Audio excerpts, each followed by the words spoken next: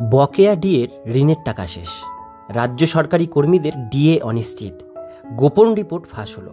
আজকে ভিডিওটির মধ্যে দিয়ে এই গোপন রিপোর্টে কি ফাঁস হলো সম্পূর্ণ ডিটেলস তথ্য আপনারা জানতে পারবেন। ভিডিওটির সঙ্গে থাকুন, ভালো লাগলে লাইক করুন, চ্যানেলে প্রথমবার হলে সাবস্ক্রাইব করে পাশের বেল আইকনটিকে অবশ্যই বাজিয়ে রাখুন। তো চলুন ভিডিওটিকে শুরু করা যাক। 2009 থেকে 2019 পর্যন্ত পশ্চিমবঙ্গ রাজ্য সরকারি কর্মীদের বকেয়া ডিএ এর পরিমাণ 41,771 কোটি টাকা। সুপ্রিম কোর্টের নির্দেশে আপাতত 25% বকেয়া ডিএ দিতে প্রয়োজন প্রায় 10,000 কোটি টাকা। নবান্নের একটি সূত্র মারফত জানা গেছে, এই 25%-এর 80% টাকা অ্যাকাউন্টে দেওয়া হতে পারে, আর বাকি 20% প্রভিডেন্ট ফান্ড অ্যাকাউন্টে ক্রেডিট হতে পারে। আর সেই 80% টাকা অ্যাকাউন্টে দিতেও রাজ্য সরকারের প্রয়োজন অন্তত 7,000 কোটি টাকা। বকেয়া ডিএ মেটাতে ঋণ।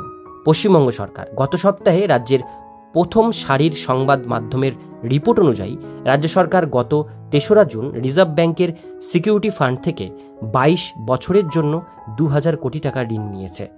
আবার 17ই জুন রিজার্ভ ব্যাংকের একই নিলাম ফান্ড থেকে 2,000 কোটি টাকা ঋণ নিয়েছে।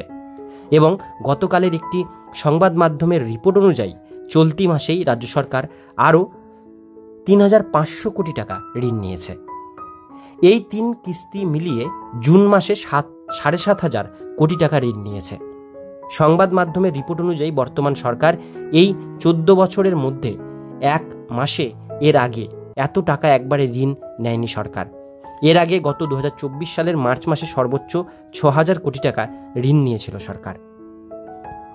এই ঋণ নেওয়ার খবর সংবাদ মাধ্যমে প্রচার হতেই রাজ্য সরকারি কর্মীদের একাংশে মনে করেছিলেন 25% এর 80% এর হিসেব হয় 7,000 কোটি টাকা। অর্থাৎ হয়তো বকেয়া ডিএ মেটাতেই রাজ্য সরকার এই ঋণ নিয়েছে। ডিএ মেটাতে 7,500 কোটি টাকা ঋণ। খবরটি ফলাও করে প্রকাশও হয় রাজ্যের একাধিক প্রথম সারির সংবাদ মাধ্যমে। আর সরকারি কর্মীদের মতো একাধিক সংবাদ মাধ্যমও সেই সম্ভাবনার কথা জানিয়েছিল। তবে সেই জল্পনায় কার্যত জল ঢেলে দিয়েছে আরেকটি খবর, যা শুনে নিরাশ হবেন সরকারি কর্মীরা। বাংলার বাড়ি প্রকল্প। প্রধানমন্ত্রী আবাস যোজনায় ঘরের টাকা কেন্দ্র সরকার না দেওয়ার অভিযোগে পশ্চিমবঙ্গ সরকারের নিজস্ব উদ্যোগে চালু হয় বাংলার বাড়ি প্রকল্প, যার প্রথম কিস্তির টাকা ইতিমধ্যেই পেয়ে গেছেন গ্রাহকেরা। এবার দ্বিতীয় কিস্তির টাকা দেওয়া শুরু হয়েছে। রাজ্য সরকারের হিসেব বলছে, বাংলার বাড়ি প্রকল্পের দ্বিতীয় কিস্তির টাকা দিতে রাজ্য সরকারের প্রয়োজন 7,200 কোটি টাকা, যা ইতিমধ্যেই সাধারণ মানুষের অ্যাকাউন্টে পাঠানো শুরু হয়েছে। আর এরপরই প্রশ্ন উঠছে, তবে কি 7,500 কোটি টাকা ঋণ কি বাংলার বাড়ি প্রকল্পের টাকা মেটাতেই নেওয়া হয়েছিল? 25% বকেয়া ডিএ এত সহজে মিলবে না, তার ইঙ্গিত রয়েছে এই দুটি খবরে। প্রথমত, যে সরকারি কর্মীদের বকেয়া ডিএ দেবে রাজ্য সরকার, তাদের আগেকার বেতনের হিসেবই নাকি নেই রাজ্য সরকারের কাছে। কত টাকা দেওয়া হয়েছে তার হিসেব না থাকলে কত টাকা বকেয়া আছে তার হিসেব মিলবে কি করে? ডিএর এই হিসাব নেই। সংবাদ সূত্র থেকে জানা যাচ্ছে যে 2016 সালে অর্থ দপ্তর যখন হিউম্যান রিসোর্স ম্যানেজমেন্ট সিস্টেম চালু করে, তখন থেকেই রাজ্য সরকারি কর্মীদের বেতনের হিসেব ডিজিটাল পদ্ধতিতে রাখা শুরু হয়। তাই 2016 সালের আগের কর্মীদের বেতনের হিসেব অফলাইন বা খাতায় লিখে রাখা হতো। তাই এতদিন পর সেই রিপোর্ট নাকি রাজ্যের কাছে নেই। সুতরাং 2015-র আগে, অর্থাৎ 2009 সালের জুলাই মাস থেকে 2015-16 সাল পর্যন্ত কর্মীদের বকেয়া ডিএর পরিমাণ কত, সেই হিসেব নির্ভুলভাবে করতে গেলে বছর কেটে যাবে। পে কমিশনেই বঞ্চনা। অন্যদিকে যে পে কমিশনের রিপোর্টের ওপর ভিত্তি করে রাজ্য সরকার কর্মীদের বেতন নির্ধারণ হয়, সেই পে কমিশনের রিপোর্টে নাকি কেন্দ্রীয় হারে ডিএ দেওয়ার কথা বলা নেই।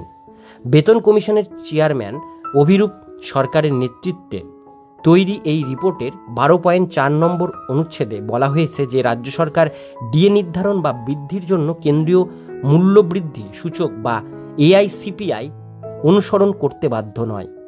আর এই সুপারিশটি রাজ্য সরকারি কর্মীদের মধ্যে তীব্র প্রতিক্রিয়া সৃষ্টি করেছে, যার ফলে কেন্দ্রীয় হারে ডিএ পাওয়া নিয়ে ফের প্রশ্ন উঠবে।